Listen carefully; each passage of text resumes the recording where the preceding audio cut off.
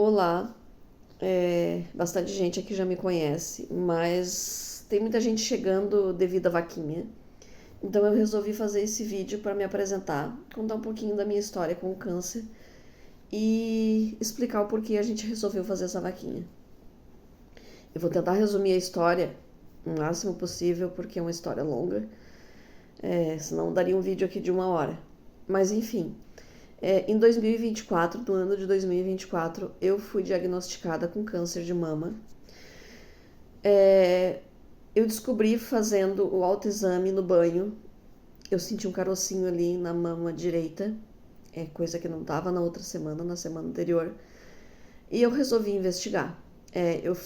Marquei uma mamografia, tudo isso por conta própria, não passei por médico, né? Se quem estiver passando por isso, quiser passar pelo médico primeiro, mas enfim, investiguem. Esse é que é o fato, né? Eu fiz a mamografia, na mamografia não conseguiu pegar ali onde estava o carocinho.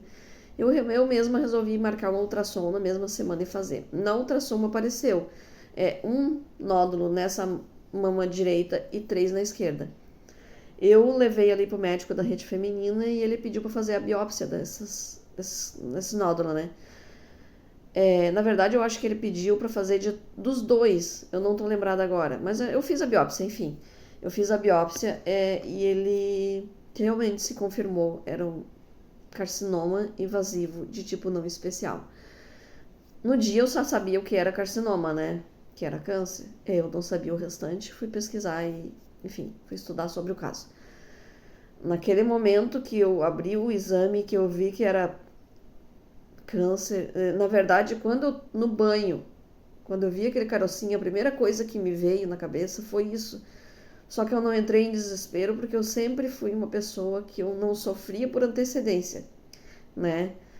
Isso tudo muda com o tempo, mas naquela época eu não sofria por antecedência, eu tinha que ter certeza para depois eu entrar em pânico, vamos dizer assim. A partir do momento que eu abri aquele exame que a gente viu que era câncer, então tudo mudou, né? A gente entrou em desespero, a gente chorou, a gente gritou, a gente berrou, a gente achou que tudo estava acabado e passou aquela fase, né, do susto, a gente foi à luta, né? O médico mesmo ali da rede fez a papelada pra gente entrar em tratamento lá na rede, né? Na União que Tubarão. Eu acredito que em menos de 10 dias eles já estavam chamando para a primeira consulta. Eu já estava com todos os exames, ultrassom, mamografia, tudo, né? Mas eles lá têm o padrão de exame que eles pedem sempre para iniciar. Eu comecei pelo mastologista, ele olhou todos os exames e me pediu. Eu acho que ele me pediu outra biópsia. Nossa, faz tempo, eu já não tô lembrada direito. E um exame um tal de imunohistoquímico, ou imunohistoquímica, eu não sei o nome direito do exame. Mas enfim, eu fiz os exames que eles pediram.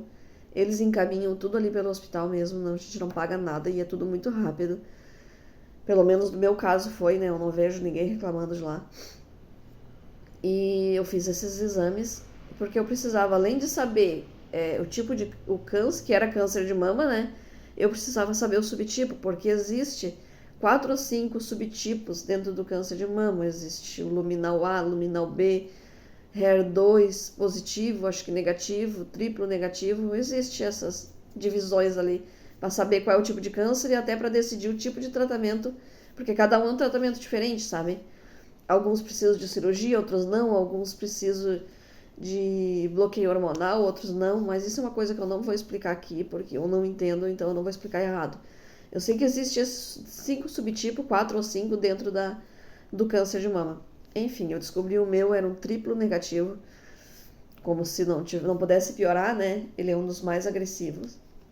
Ele se espalha mais rápido, ele cresce mais rápido a lesão e ele tem, acho que um leque de tratamento bem menor que os outros, né? Umas opções de tratamento menores que os outros. Mas enfim, naquele dia que o médico que a primeira consulta, esse exame da imunohistoquímica não tinha ficado pronto. Então ele não podia decidir se eu começaria pela química, que eu acho que é o padrão, porque eu não estava com esse exame e ele não sabia ainda o subtipo do meu câncer. Então ele resolveu fazer a cirurgia. O câncer ele devia estar com uns 3,5 cm naquela época da cirurgia, que já é considerado muito grande para o câncer. Mas ele ainda conseguiu fazer uma cirurgia conservadora, que é aquela que vai só o corte da cirurgia ali pequenininho para tirar o tumor e alguns pontos e pronto. Consegue conservar a mama. O nome certinho da cirurgia eu não sei, é cirurgia de quadrante, eu acho. Fiz 8 sessões de quimioterapia, 4 vermelha, 4 branca, né? Passei por toda a fase do cabelo, que não é fácil. Quem é mulher entende, né, que para o homem é muito mais fácil, porque eles já andam raspando a cabeça. Então, pra gente, eu acho que a fase mais difícil do tratamento é o cabelo. Pode parecer um pouco de egoísmo, pode, né? Mas assim, ó, na cabeça da gente, a vida é muito mais importante. Não tem nem o que falar, não tem nem o que escolher. Mas o cabelo também é. E aquela fase foi bem difícil para mim no primeiro tratamento, muito difícil, muito. Até hoje eu não consigo. Acho lindo quem consegue, mas eu não consigo andar sem o lencinho. Eu não sei o que é que passa na minha cabeça, mas eu acho lindo aquelas mulheres que têm a coragem de sair assim, carequinha, e ficam lindas.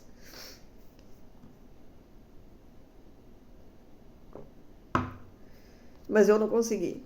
Enfim, passei por todo o tratamento, fiz 19 sessões de rádio. Na minha cabeça, eu terminei dia 23 de maio, se eu não me engano. Na minha cabeça eu estava curada, né? Porque eu passei muito bem pelo primeiro tratamento. Eu conseguia trabalhar, eu conseguia ir na academia, que era uma coisa que eu amava. Nem que fosse para treinar fofo, como dizia minha amiga lá. Mas eu amava ir na academia. Eu ia 5 vezes, 6 vezes por semana, para ver como eu passei bem o tratamento. E terminei ali a radioterapia. Na minha cabeça eu estava curada, né? Eu sempre fui uma pessoa muito positiva e o câncer voltar, mesmo sabendo da possibilidade, não era uma opção para mim. Só que 2 meses depois de terminar a radioterapia, eu comecei a sentir um caroço de novo no mesmo peito, no mesmo lugar do primeiro. Não surtei porque, como era no mesmo lugar, eu achei que podia ser alguma coisa ali relacionada à radioterapia, né? Aí eu marquei uma consulta lá, claro, eu não ia deixar passar, né? Eu sempre fui uma pessoa que cuidou muito da saúde. Eu marquei uma consulta com o mastologista lá na União, ele prontamente me atendeu. Ele já tinha me dado alta, né? Eu não tinha mais o que ele fazer no meu caso, né? Era só cirurgia. Ele prontamente me atendeu, me acalmou, examinou ali tudo. Graças, isso aqui é provavelmente, não foi provavelmente, ele disse assim, ó, Graças, isso aqui está relacionado à radioterapia, comum acontecer quando a gente faz muita sessão de rádio, eu fiz 19, então é comum acontecer e com o tempo ele passa, ele some, né? Às vezes pode acontecer até 1 ano e meio depois de terminar a rádio. Tá, eu vim pra casa com o coração leve, né? Só que aquele caroço continuou aumentando e a dor começou a aparecer. Eu voltei lá, ele examinou de novo, falou a mesma função da fibrose. Só que para não ter perigo, acho que até para acalmar meu coração, ele me pediu uma ultrassom. Faz essa ultrassom e traz na próxima consulta de acompanhamento que tu tiver com a oncologia. A gente tem consulta de acompanhamento depois que a gente termina o tratamento de 3 em 3 meses. E eu tava ali, acho que faltava 21 dias para a próxima consulta. Eu levei, no caso, né, o exame da ultrassom lá. Só que nesse exame não aparecia nada. No dia que eu fui fazer o ultrassom ali na clínica anexa ao hospital, a médica me mostrou na tela a lesão. Eles chamam de lesão, né? Era grande, era enorme. Ela me mostrou, falou provavelmente podia ser uma fibrose mesmo, né? Ela me mostrou lá na tela. Só que eu acho que na hora de laudar esse exame, eles não colocaram. Esse exame tava como se não tivesse nada. A médica achou estranho, porque ele já era totalmente palpável, né? E pediu uma ressonância. Ela disse, Graça, isso aqui tá muito estranho, nós vamos pedir uma ressonância dessa mama, porque a lesão tá aqui e no teu exame não aparece nada, provavelmente, não sei o que aconteceu. Daí eu olhei pra ela e disse assim, tá, doutora, mas pode ser realmente uma fibrose ou pode ser algo pior? Eu falei assim, porque na minha cabeça já tava apitando aquilo ali que podia ser uma recidiva, né? Ela disse, pode, Graça, pode ser uma recidiva sim, mas a gente vai confirmar, fazer essa ressonância para confirmar. Eu acho que, na verdade, os médicos já sabem, né? Eles passam por quantas pessoas, por quantos casos disso aí todos os dias. Tanto na União como nos consultórios deles mesmo, como nos hospitais que eles trabalham. Eles têm a experiência deles e eu acho que eles já sabiam, só que eles não podem sair falando sem ter certeza, sem os exames, né? Ela me pediu para fazer essa ressonância e adiantar a próxima consulta que eu teria, que era dali a 3 meses, com o próximo oncologista, fazer um adiantamento de consulta. Eu fiz essa ressonância, eu sou muito metida, eu sempre vou ali, olho o laudo e, né, eu vou ali no senhor Google, às vezes, e realmente eles sugeriam a recidiva. Mas a gente não surtou com esse laudo, né, porque às vezes tanta coisa diferente, tanta letra difícil, tanta palavra difícil ali, não adiantava a gente ficar sofrendo por antecedência, né? Então, eu peguei esse exame, adiantei a consulta com o mastologista, ele olhou, ele falou que poderia ser uma provável recidiva, explicou todo como é que foi o tratamento ali, o que é que provavelmente não teria funcionado, como é que seria o meu novo protocolo, mas pediu vários exames, da cabeça, da região pélvica, do abdômen, todo aquele padrão de exames que eles pedem para poder confirmar e iniciar um novo tratamento, né? Porque ele já sabia pelo laudo da ressonância que era uma recidiva. Ele só não podia me dar certeza sem a biópsia. Então ele me pediu essa biópsia, me pediu novamente essa imunohistoquímica, que é onde aparece o subtipo do câncer. Eu fiz todos esses exames. Nessa consulta ali com esse médico, assim, o nosso mundo já caiu, né? Enquanto esses exames não ficavam prontos, que eu acho que levou uns 10 dias para ficarem todos prontos, ou mais um pouquinho, eu não existi mais. Eu não sabia mais fazer nada. Nada. Eu só queria chorar. Eu não fazia mais nada dentro de casa, eu não saía mais, eu parei de viver.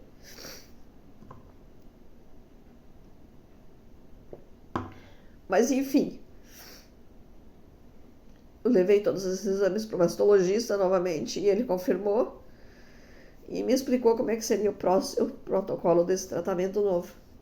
Eles iam iniciar. Voltou realmente, eu estava esquecendo de falar, voltou realmente um triplo negativo, só que ele voltou muito mais agressivo, muito mais resistente e voltou infiltrante. Eu nem sabia o que era isso, né?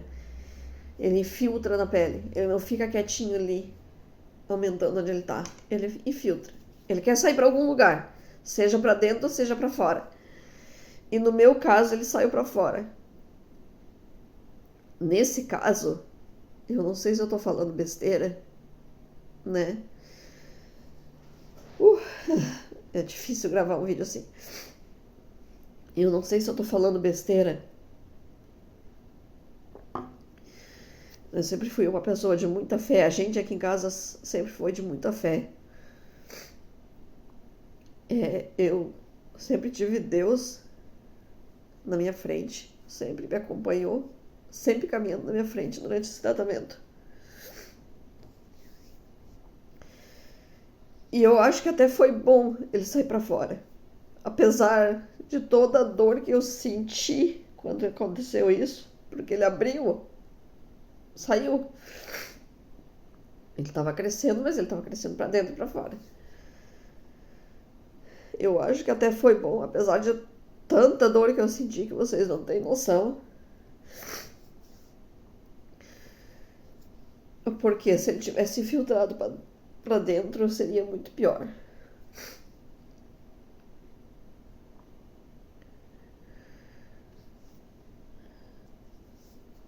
Tive que dar uma pausa no vídeo e respirar um pouco. Eu acho que foi bom ele ter saído para fora, porque se ele tivesse ido para dentro era muito pior. E eu sempre pedi para Deus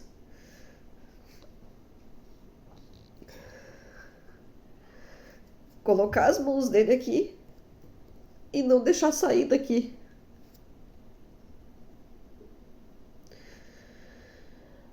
E por incrível que pareça, há mais ou menos um mês, isso eu iniciei lá em dezembro, a gente tá indo para março. Tá em março já, na verdade. Eu fiz um PET scan, que esse exame é um exame bem caro. Ele não é fornecido pelo SUS, a gente tem que fazer por conta própria. Eu fiz um PET scan e esse exame, onde tiver atividade do tumor no teu corpo, ele vai aparecer. Sejam pontinhos assim que não dá nem pra ver. Mas ele mostra. E eu acho que nesse momento foi Deus escutando o que eu tinha pedido. Ele tá só aqui. Tem vários focos da doença, pelo menos até o dia que eu fiz esse exame, mas já faz um mês, né? Tem vários focos da doença aqui, mas tá aqui, não saiu pra outro lugar. E eu espero que ele continue só ali até eu poder tirar ele, né? Enfim, nessa consulta com o mastologista, ele decidiu que ia começar pela quimioterapia, porque eu precisava diminuir o tamanho desse tumor. Até então, no dia que eu fiz essa ressonância, no ano passado, esse tumor já estava com 8,5 cm. Eu precisava diminuir o tamanho do tumor para fazer uma cirurgia, assim, mais tranquila, com menos risco, né? Porque senão seria uma cirurgia... Porque senão seria uma cirurgia muito grande. A gente iniciou pela quimioterapia. Serão 6 ciclos. Eu já estou indo para o 5º ciclo, agora dia 12 de março. Só que essa quimioterapia, esse tratamento não respondeu da forma que a gente esperava. Ele é um tumor muito resistente. Mas ele não está sempre para ali. Ele vai sair dali se Deus quiser. Mas ele é muito resistente. A quimioterapia está fazendo efeito. Eu já notei diferença. Mas nem perto do que a gente esperava. Então o médico me indicou uma medicação. Só que é uma medicação que não é fornecida pelo SUS. É uma medicação de altíssimo custo. Ele até me ofereceu, me indicou essa medicação porque seria a melhor opção no momento. Até porque a gente não tem muita opção de tratamento no meu caso. No caso de recidiva, porque foi uma recidiva muito precoce. Ninguém estava esperando uma recidiva tão rápida, 2 meses depois do tratamento. Até ter o laudo da biópsia, tudo ali foi mais tempo, né? Mas assim, quando eu comecei a investigar, 2 meses depois do tratamento. Então essa medicação é uma medicação muito boa. Foi indicada por ele por ser a minha melhor opção nesse momento, só que ela é muito cara. O SUS não fornece. A gente tem que tentar conseguir ela por meios judiciais. Eu tentei, eu entrei com uma liminar, eu não entendo direito desses termos de advogado, mas acho que foi um pedido de uma liminar. Foi negada em menos de 10 dias, alegando que seria um valor muito alto para ser investido. Eu não sei se eu rio ou se eu choro nesse momento, porque a gente paga tanto imposto, né? Para nesse momento a gente ter que ver no documento que é um valor muito alto para salvar uma vida. Enfim, né? É porque, de certo, ninguém da família de uma pessoa dessa que julgou esse tipo de coisa passou por isso, né? Mas, enfim, eu posso brigar judicialmente ainda por um bom tempo e eu tô brigando. Eu recorri e eu espero que numa dessas o medicamento saia, né? Eu vou brigar até onde eu puder. Eu tenho 3 chances ali de recorrer, se eu não me engano, mas a gente pode brigar depois também. E eu vou brigar, né? Até sair essa medicação. Só que enquanto isso, a gente sabe que a justiça é demorada, eu não posso esperar. Eu preciso fazer essa medicação. Eu já fiz uma primeira aplicação, né? Graças a um anjo a anjos que apareceram na minha vida, que me emprestaram esse dinheiro. Eu já fiz a primeira aplicação.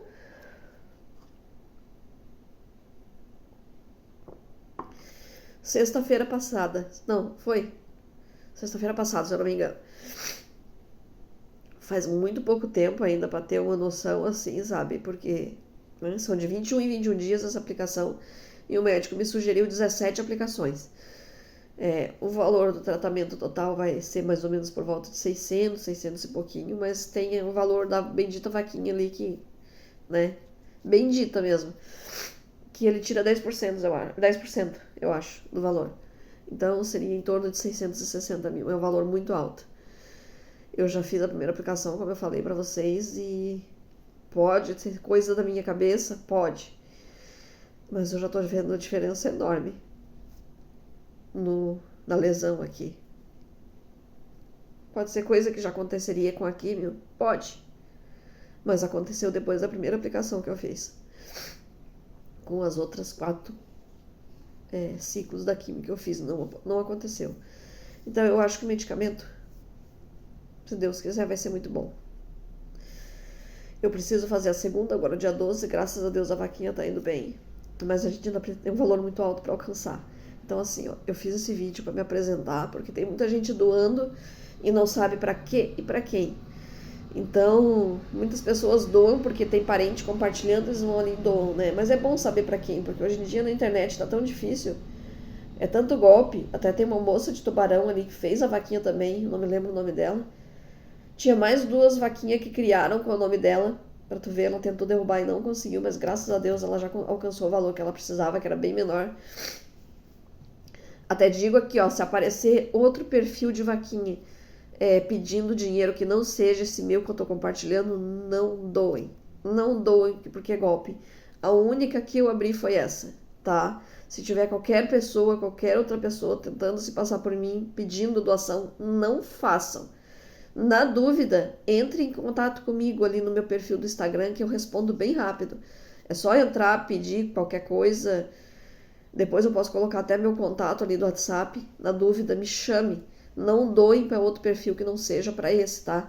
A vaquinha original ali, a verdadeira, é essa que a gente está compartilhando aqui. Mas a gente sabe que como é um valor muito alto, pode aparecer vários golpes aí no meio do caminho, né? Infelizmente a internet está assim. Então, na dúvida, perguntem para algum parente que compartilhou isso aí, que às vezes eles me conhecem, ou entre em contato comigo ali pelo Instagram, que eu respondo bem rápido, né? Mas, assim, ó, o que eu quero pedir agora é doem. Se doaram o mês passado e esse mês puderem também, doem. Pode ser pouquinho.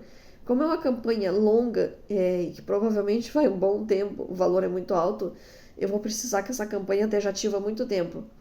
Então, se não puder doar, que puder compartilhar, me ajuda muito também. Porque o alcance de pessoas, quando a gente compartilha, é muito grande. Então, as chances de receber doação também são enormes. Não pode doar com valor, ajude compartilhando. Não custa nada, né? Não atrapalha no stories do Instagram de vocês.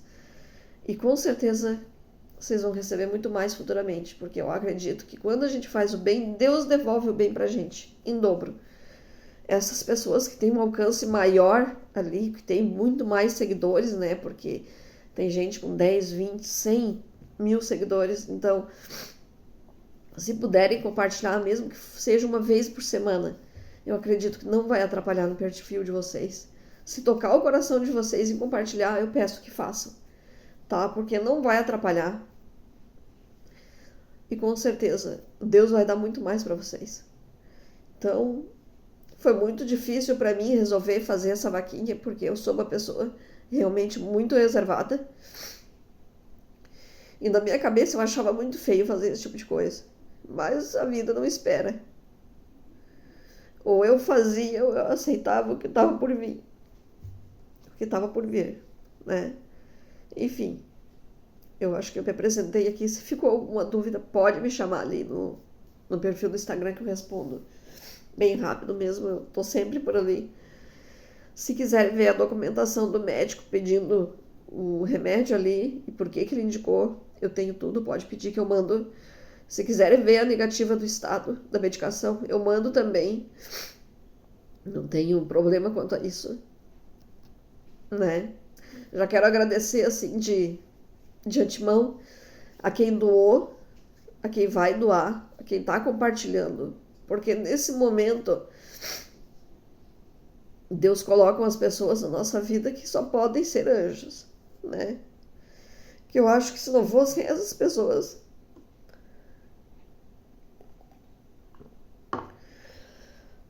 se não fossem essas pessoas, eu acho que eu não teria conseguido chegar até aqui, né? São anjos. Deus coloca as pessoas certas na minha vida, né? Eu não vou citar nome porque são muitas pessoas que estão me ajudando. São amigas, são família. Eu nem preciso falar do meu esposo, né? Porque, meu Deus, nem tenho o que falar, ele é maravilhoso. Ele tá me acompanhando desde o começo. Ah, mas é obrigação. Tem muito marido que não faz isso.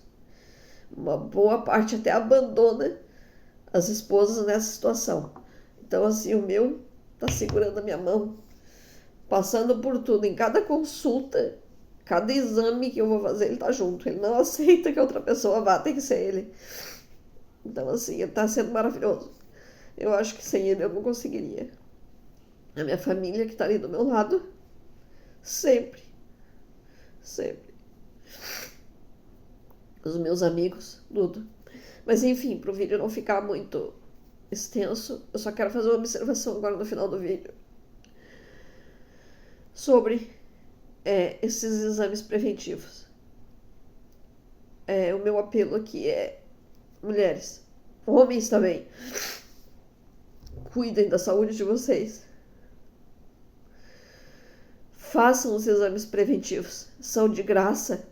E se você tiver condições de pagar, pague. Não fique pensando em valor agora. Porque sai muito mais caro você ter que cuidar da sua saúde depois. De que adianta passar a vida trabalhando e nunca achar tempo para fazer um exame, se depois você vai ter que achar tempo para cuidar da tua saúde. Então assim, ó, eu comecei a fazer minha mamografia, eu acho que com 38, 39 anos. Eu comecei a fazer minha mamografia com 38, 39 anos. Eu sempre fiz o preventivo também. Eu sempre fiz exame para ver tudo, né? Eu sempre fui uma pessoa de cuidar muito da minha saúde. E aconteceu isso comigo. Então, assim, ó, façam os exames preventivos. Façam a mamografia, façam os preventivos ali. Se tiver condições de pagar, pague. Se não tiver, tem ali na rede feminina de graça, nos postinhos. Não deixe de fazer. Porque é muito mais difícil você ter que enfrentar tudo isso depois do que tirar um dia para fazer esses exames, entende? É muito mais doloroso. Porque você mexe com tudo, não é só com você. Você mexe com a família toda, né? Desestabiliza tudo. Apesar de eu ter uma família que está sempre do meu lado, eu nesse momento não ter filho pequeno, porque dificultaria tudo, né? Ter criança pequena. Tem que deixar para os outros. Graças a Deus o meu já é grande. Mesmo assim é muito difícil. Se eu cuidando da minha saúde como eu cuidava, e cuido ainda, já aconteceu tudo isso, imagina para quem não cuida. Entende? Então se cuidem. Não custa nada se cuidar. Tira um tempo para isso. Porque é muito mais fácil você ir lá e fazer um exame de minutos do que depois passar anos cuidando numa doença como essa. Que você não sabe como é que vai ser daqui para frente. Você não tem mais certeza de nada. Eu só confio que Deus está cuidando de mim. E seja o que acontecer, Ele vai estar ali sempre. É a única certeza que eu tenho. Mas eu acho que era isso. Meu muito obrigada a todos que já doaram. Meu muito, muito, muito obrigada às pessoas que estão me ajudando. Mas nós temos uma luta grande pela frente e eu peço que me ajudem. Compartilhando, doando. Enfim, da forma que vocês puderem. Muito obrigada.